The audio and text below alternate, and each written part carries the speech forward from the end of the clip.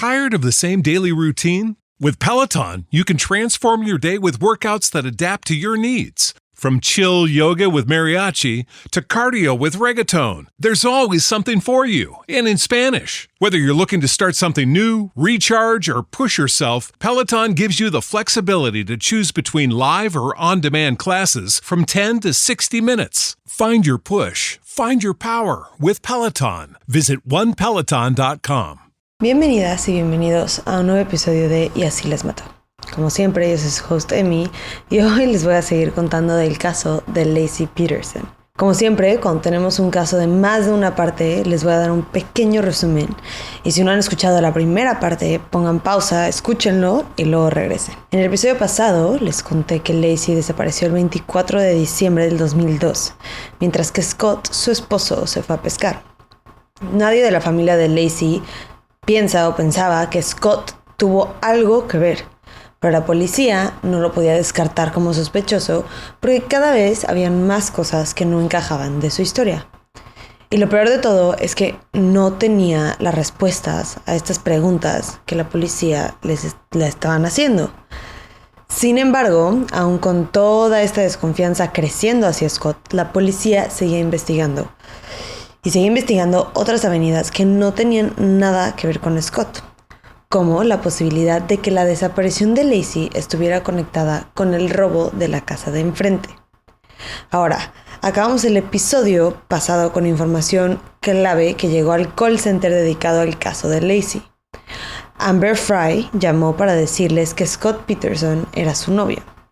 Obviamente esto no es todo lo que pasó y todo lo que conté en el episodio pasado, pero espero que haya sido suficiente para que se acordaran un poco de lo que hablamos.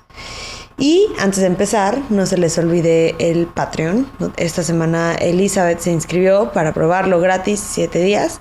Muchísimas gracias y espero que te quedes mucho tiempo a escuchar todos los episodios exclusivos que subo ahí. Justo acabo de terminar de investigar el último episodio del Patreon del mes, que es del asesinato de una mujer en Hollywood que se llamaba Elizabeth Short. Es un misterio clásico que ha inspirado muchísimas películas, así que no se lo pierdan. Y ahora sí, vamos a empezar.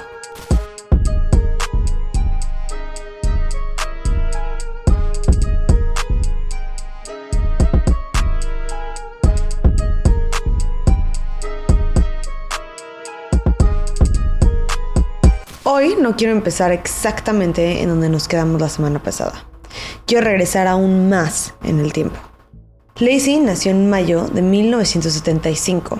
Era una bebé súper risueña y tuvo una infancia llena de amor. Sus papás Dennis y Sharon se divorciaron cuando estaba muy bebé y Sharon conoció a Ron cuando Laci tenía 2 años y prácticamente se convirtió en el segundo papá de Laci. Ella y su hermano mayor Brett se llevaban perfecto y era una familia de verdad muy amorosa y muy unida. Cuando ya era hora de irse a la universidad, Laci escogió quedarse en California y fue a una universidad que se llama Cal Poly. Era súper social, tenía muchísimas amigas y amigos y su gente cercana se acuerda de lo emocionada que estaba cuando conoció a Scott. Laci lo vio por primera vez en un restaurante en el que Scott trabajaba y desde que lo vio le encantó. Regresó varias veces al restaurante a como verlo y posiblemente platicar con él, hasta que por fin un día se envalentonó y le dejó su número apuntado en la cuenta. Pero Scott no se dio cuenta de lo que hizo Laci y tiró el recibo en la basura. Y esta era una historia chistosa que les encantaba contar de cómo se conocieron. Eventualmente, obviamente, sí hicieron contacto y empezaron a salir. Y al principio Scott parecía el hombre perfecto. Aunque, viéndolo en retrospectiva, sus amigas y su familia lo ven de manera diferente. No sé si han escuchado acerca del término que se llama love bombing. Es un término nuevo en psicología que básicamente es un tipo de manipulación. Se trata de bombardear literalmente a una persona con amor, ya sean regalos, viajes, abrazos, todo lo que sea, para crear una dependencia de esa persona hacia ti. Y en el momento en el que Laci y Scott empezaron su relación, ese término obviamente no existía. Y esos gestos nada más se interpretaron como amor y dedicación. Que puede que sí lo hayan sido, pero sabiendo lo que la familia sabe hoy, no están tan seguros que haya sido una demostración de amor sana y en vez fue justo una manipulación para poder crear esta dependencia en Lacey y que él eventualmente pudiera empezar con un abuso psicológico. Entonces, cuando empezaron, Scott fue muy atento, la llevaba a cenar muy seguido, le compraba flores, incluso le invitó a Los Cabos todo pagado poquitito después de que empezaron a salir. Y funcionó. Esta Lacey se enamoró y según las amigas, los dos se veían igual de felices y de clavados. Su compromiso fue muy auténtico a ellos. Le pidió que se casaran en la sala de la casa de la familia. Ella dijo que sí y se casaron en agosto de 1997. Según todos los que atendieron, su día de boda fue perfecto, fue exactamente lo que Lacey quería. Y en ese punto los dos seguían estudiando, estaban todavía en la universidad y se mudaron a una casa en Morro Bay. Sin embargo, no duraron mucho tiempo viviendo ahí porque Lacey extrañaba mucho a su familia y sus amigos, así que decidieron regresarse a Modesto. Según las amigas de Lacey, estaban muy felices y Scott era un gran esposo. Sin embargo, todo lo que sabían de Scott era de lo que Lacey les contaba, porque según ellas, Scott era muy reservado. Todas sus amigas y su mamá sabían que Lacey nació para ser mamá. Siempre le preguntaba a Sharon qué se sentía estar embarazada, qué sentía que te patearan y esas en la panza, porque a ella le causaba como mucha emoción y mucha curiosidad eventualmente sentirlo. Pero en la noche que invitaron a sus familiares a conocer su nueva casa en Modesto, le marcó a su mamá llorando porque Scott le dijo que no quería tener hijos. Esto obviamente era algo muy grande que tenían que superar porque no es fácil que ninguno de los dos cambie de opinión. Si no quieres hijos, no es tan fácil que cambies así rapidísimo de parecer, porque pues es un compromiso de por vida. No es algo que puedas despertarte un día y decir, quiero tener hijos, y lo mismo del otro lado. No es fácil dejar ir el sueño de ser mamá si toda tu vida lo anhelaste, y no creo que sea suficiente el amor a tu pareja para cambiar de opinión de algo tan grande o serio como es esto. Entonces significaba un reto muy grande para su relación, porque pues, si no se pueden poner de acuerdo, probablemente no hubiera funcionado. Pero 6 meses después empezaron a intentar embarazarse. Aparentemente Scott cambió de opinión. Y Sharon se acuerda que cuando Lacey le dijo, se preocupó un poco del cambio de opinión tan rápido que tuvo Scott, porque no sabe exactamente por qué, pero algo simplemente como que no le vibró bien. Llámenle intuición de madre, pero pues no se sintió tan cómoda con el cambio de opinión de Scott. En fin, empezaron a intentar, se tardaron un poco en concebir, pero eventualmente lo consiguieron y el 12 de julio del 2002 fueron a su primer ultrasonido. Para este punto, Lacey empezó a escribir en un diario documentando todo lo de su embarazo, todo lo que la estaba emocionando, lo que le preocupaba, los primeros movimientos del bebé, cómo se sentía ella, todo. Y el 27 de octubre escribió: Scott sintió al bebé moverse por primera vez. Sentí alivio de que él también lo pudo sentir. Scott no se emocionó mucho, pero yo sé que sí lo estaba. Y otra vez regresamos a lo que les dije el episodio pasado. En este caso hay muchas acciones que por sí solas están muy fáciles de justificar. Pero combinando todas estas cosas y todo lo que sabemos, parece que él no quería tener esta familia. Y por eso buscó y encontró cómo escapar del matrimonio. El escape del que hablo era Amber Fry. Amber vivía en Madera, Rolling Hills, con su hija. Era mamá soltera y acaba de terminar sus estudios de masajista. Un día una amiga suya le contó que conoció a un hombre que era muy chistoso, muy carismático, guapo y que estaba buscando a la indicada. O sea, que iba por algo serio. Y Amber estaba buscando lo mismo. Tenía una hija que cuidar y no quería estar perdiendo el tiempo con cualquier hombre. Quería tener estabilidad justo para su hija. Empezaron hablando por teléfono. Scott le dijo que vivía en Sacramento, pero que Por trabajo iba mucho a Bakersfield y la casa de Amber le quedaba en camino, así que podía pasar a verla de ida y de vuelta. Se conocieron por primera vez el 20 de noviembre. Era muy lindo con ella y con su hija. Amber dice que fluía mucho su relación, se sentía fácil estar con él y que parecía que querían lo mismo en la vida. Scott le dijo que nunca había estado casado, que Ayanna, la hija de Amber, era suficiente para él en términos de hijos, que él no iba a querer más, que con la hija que Amber tenía, para él era suficiente. Todo pintaba bastante bien, la relación estaba escalando y Amber le invitó a una fiesta navideña con sus amigos. Y Scott le dijo que sí, pero un día antes a Scott se le empezaron a complicar tantas mentiras. La amiga que lo presentó se encontró un cuate que trabajaba con Scott.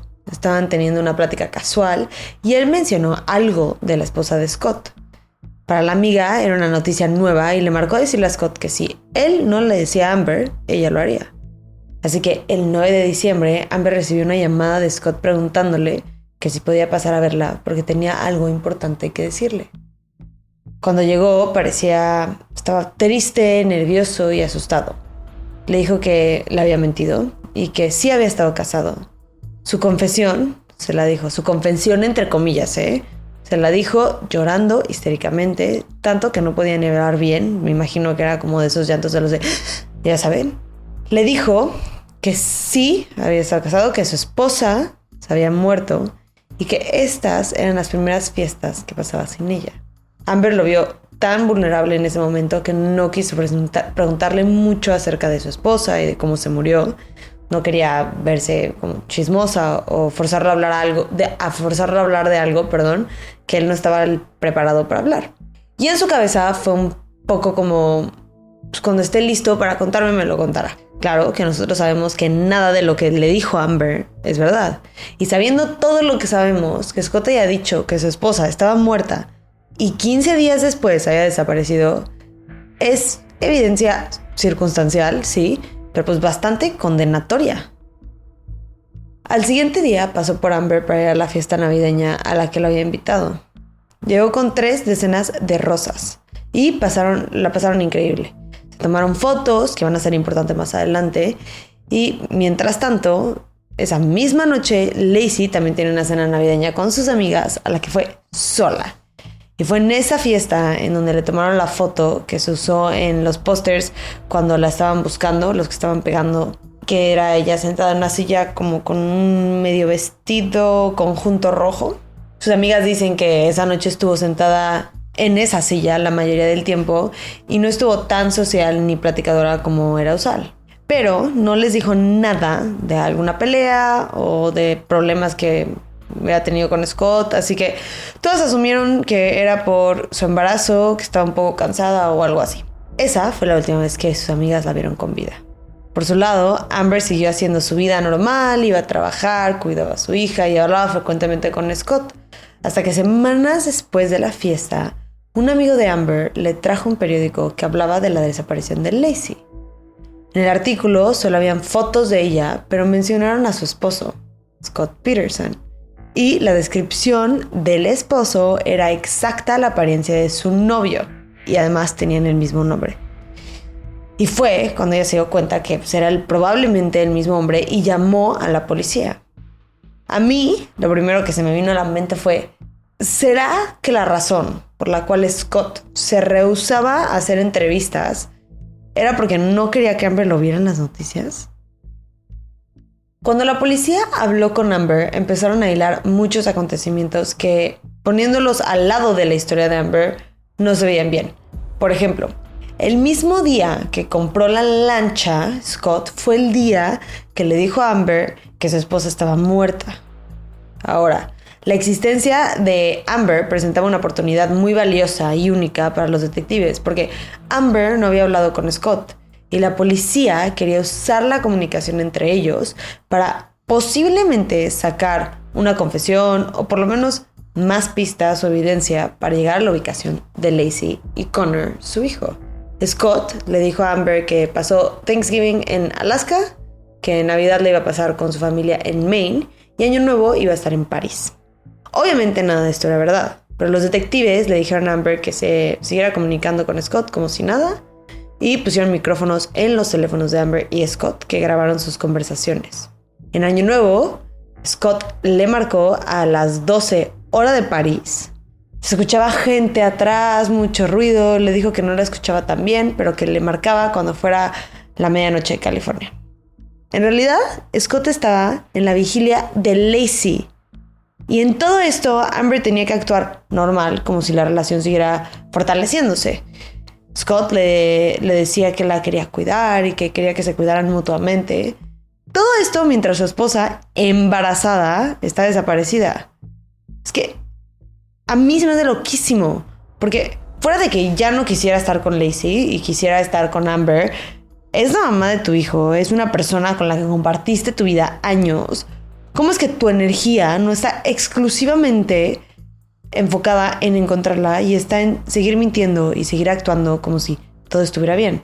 Se me hace bastante psicótico el switch que tuvo que tener para seguir con las mentiras. Porque en su entorno estaba rodeado de la familia de Lacey y por teléfono actuando como si estuviera viajando en París. O sea, no sé por qué, pero a mí este es uno de los detalles que más me pegan, que más como que me... Son como de esos detalles que me recuerdan que esta historia es de gente real, ¿no? Porque luego yo creo que consumimos, los que nos gusta el crimen, consumimos tanto que a veces es fácil como que se nos olvide que no son historias, no son películas inventadas, que todo esto sí le pasó a gente. Entonces para mí es uno de esos detalles que yo decía, ¿cómo pudo tener esas como dos casi personalidades para actuar bien y luego para actuar preocupado? Porque todo era actuación, no sé cuál creerle. La verdad que él estaba totalmente normal y podía hablar con Amber normal. Chance le valía un gorro que estaba desaparecida su esposa. O que sí estaba muy preocupado pero entonces actuaba normal. No, o sea, se me hace un detalle que a mí me molesta mucho. Pero bueno. Ahora, aunque todo esto apunta a que Scott pudo haber tenido algunas razones en su cabeza para hacerle daño a Lacey, todavía no tienen evidencia concreta. Y como les dije en el episodio pasado, todavía estaban explorando otras posibilidades, como la del robo de la casa de enfrente.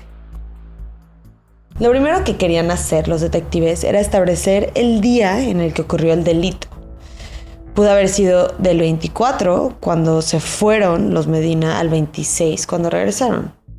Inicialmente tenían pensado que fue el 24 porque un vecino reportó ver una camioneta sospechosa estacionada enfrente de la casa.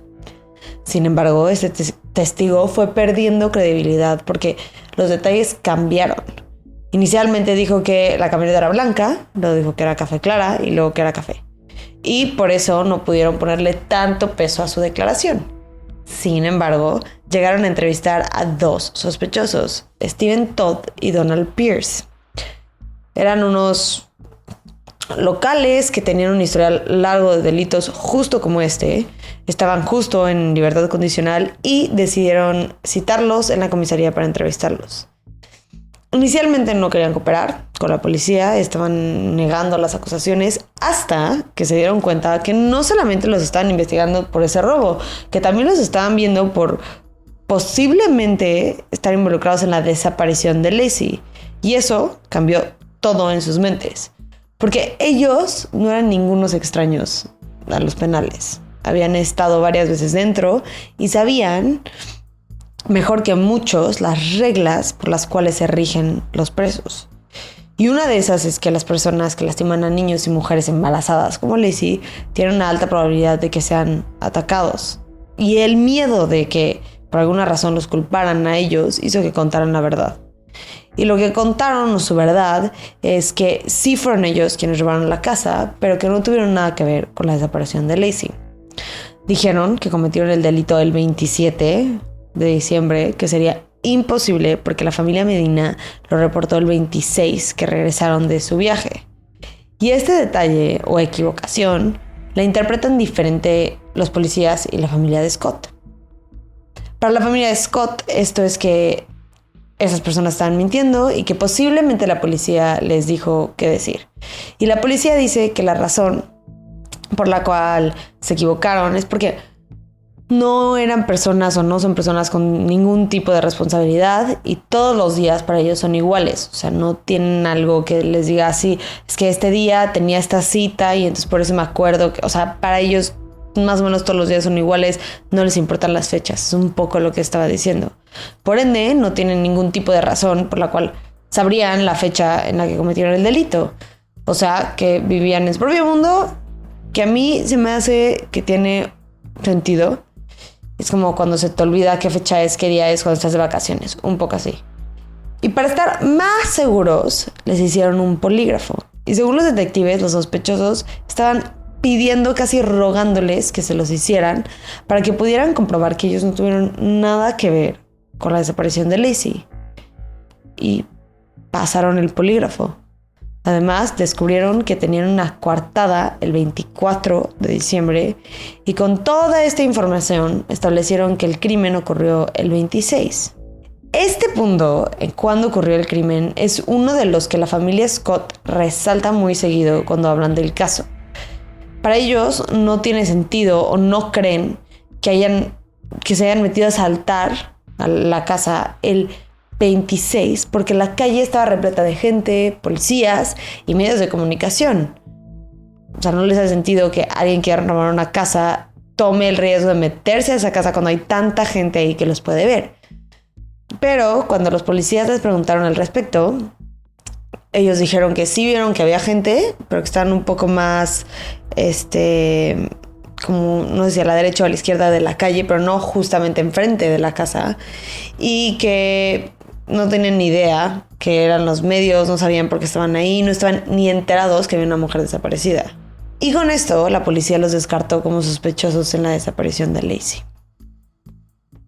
La primera semana de la investigación, Scott tuvo todo el apoyo de la familia de Laci. Pero, acabada la primera semana, empezaron a tener llamadas más serias con él y confrontantes, tanto el hermano de Laci con Scott como los papás de Laci. Y el 3 de enero, 10 días después de la desaparición de Laci, la policía decidió presionar a Scott enseñándole la foto de él y Amber en la fiesta de Navidad. Lo único que hicieron diferente de la foto es que la cambiaron, la editaron para hacerla blanco y negro. Y cuando se la pusieron enfrente, él se volteó y les dijo a los detectives: obviamente no creen que soy yo, ¿verdad? Actuando como si los detectives no tuvieran ojos, porque claramente es él. O sea, no sé qué tipo de gaslighting estaba intentando hacer, que obviamente no iba a funcionar.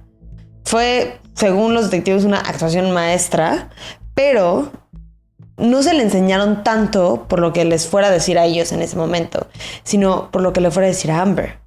Porque Scott, al saber que la policía sabe de la existencia de Amber, también sabe que tarde o temprano van a hablar con ella y se va a enterar de todo.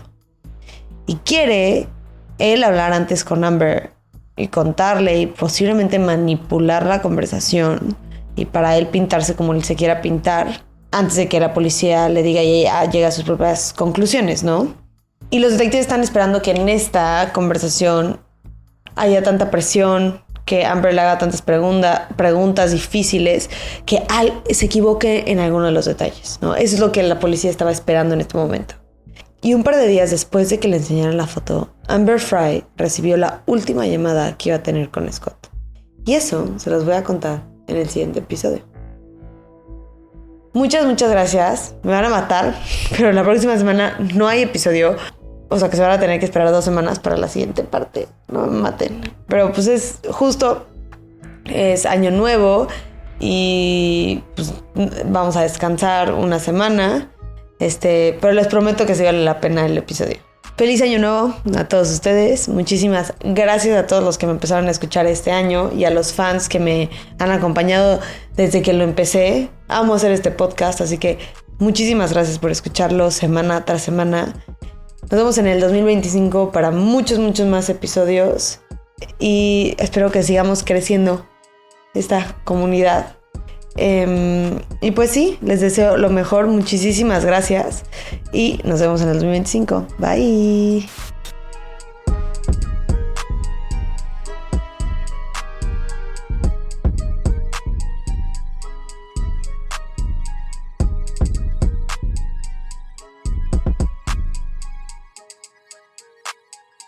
Tired of the same daily routine? With Peloton, you can transform your day with workouts that adapt to your needs. From chill yoga with mariachi to cardio with reggaeton, there's always something for you, and in Spanish. Whether you're looking to start something new, recharge, or push yourself, Peloton gives you the flexibility to choose between live or on-demand classes from 10 to 60 minutes. Find your push, find your power with Peloton. Visit onepeloton.com.